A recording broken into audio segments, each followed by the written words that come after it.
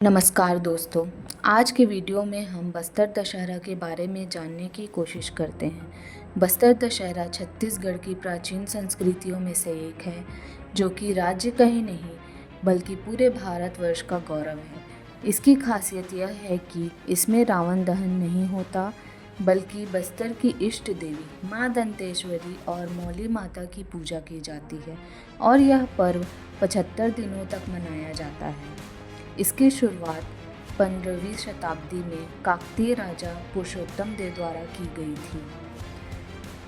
पूरी दर्शन के पश्चात जगन्नाथ मंदिर के पुजारी प्रसन्न होकर राजा पुरुषोत्तम देव को 16 पहियों वाला रथ भेंट करते हैं, जिसे बस्तर में मां दंतेश्वरी को समर्पित कर रथ यात्रा की शुरुआत की गई थी।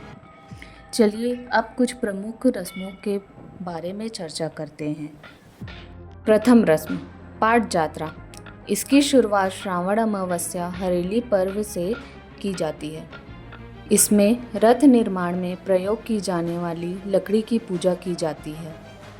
लकड़ी लाने का कार्य राकेरा, अगरवरा, कचोरा पाटी।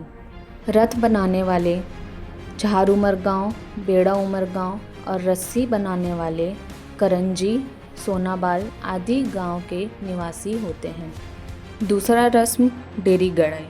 इसकी शुरुआत भादो शुक्ल पक्ष द्वादश या त्रयोदश को होती है।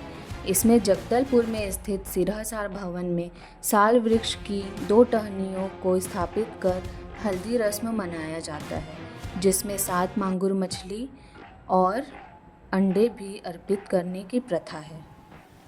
तीसरा रस्म काछन गादी। इसकी शुरुआत आश्विन अमावस्या से होती है।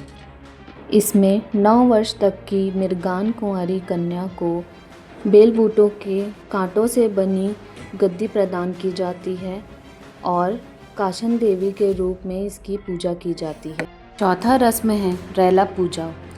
इसकी शुरुआत अश्विन शुक्ल पक्ष प्रथमा से होती है।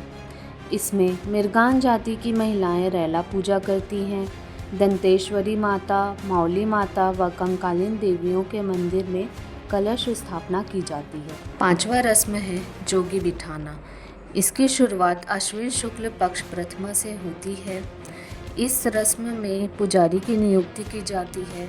हलबा समुदाय का कोई एक सदस्य दशहरा के निर्विघ्न संपन्न होने के लिए 9 दिन तक व्रत रखकर योग साधना में बैठता है, जिसे जोगी बिठाना कहते हैं।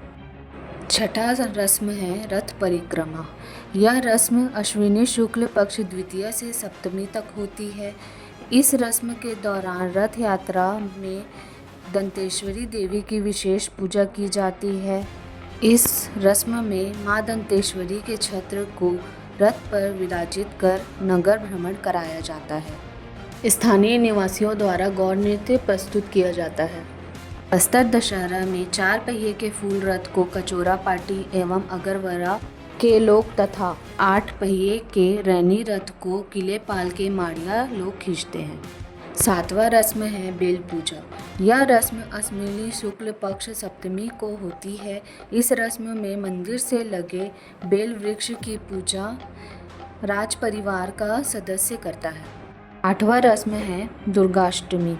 दुर्गाष्टमी के दिन निशा यात्रा का कार्यक्रम रखा जाता है, जिसमें रथ यात्रा जगदलपुर नगर के इतवारी बाजार से पूजा मंडप तक पहुंचता है।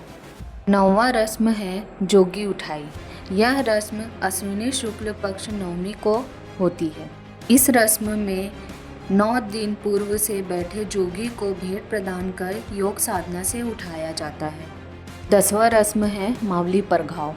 यह रस्म अश्विन शुक्ल पक्ष नवमी को होता है। इस रस्म में मावली माता का स्वागत किया जाता है। मावली माता को पालकी में बिठाकर दंतेवाड़ा से बस्तर लाया जाता है। यह पालकी माड़िया जाति के व्यक्तियों द्वारा उठाकर लाया जाता है। 11वां रस्म है भीतर रैनी। यह रस्म विजयादशमी के दिन किया जाता है। इस रस्म में 8 पहिए वाले पूर्ववर्ती रथ को नगर भ्रमण कराया जाता है।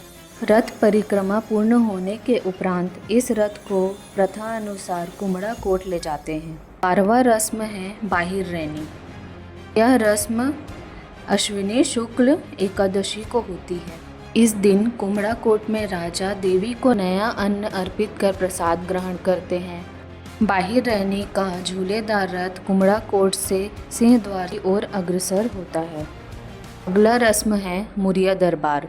रस्म अश्विनी शुक्ल पक्ष द्वादशी को होती है। इस दिन सिरहा जगदलपुर में राजा मुरिया दरबार का आयोजन करते हैं। सभा में ग्राम वासियों की सामान्य समस्याओं पर चर्चा कर निराकरण किया जाता है। अगली रस्म है काछन यात्रा। यह रस्म अश्विनी शुक्ल द्वादशी को होती है। इस रस्म में बस्तर दशहरा पर्व के सभी रस्म निर्विघ्न रूप से संपन्न होने पर काछन देवी को आभार प्रकट करने के लिए काछन यात्रा पूजा विधान किया जाता है। अगली रस्म है कुटुम्ब यात्रा। यह रस्म अश्विनी शुक्ल 13 को होती है।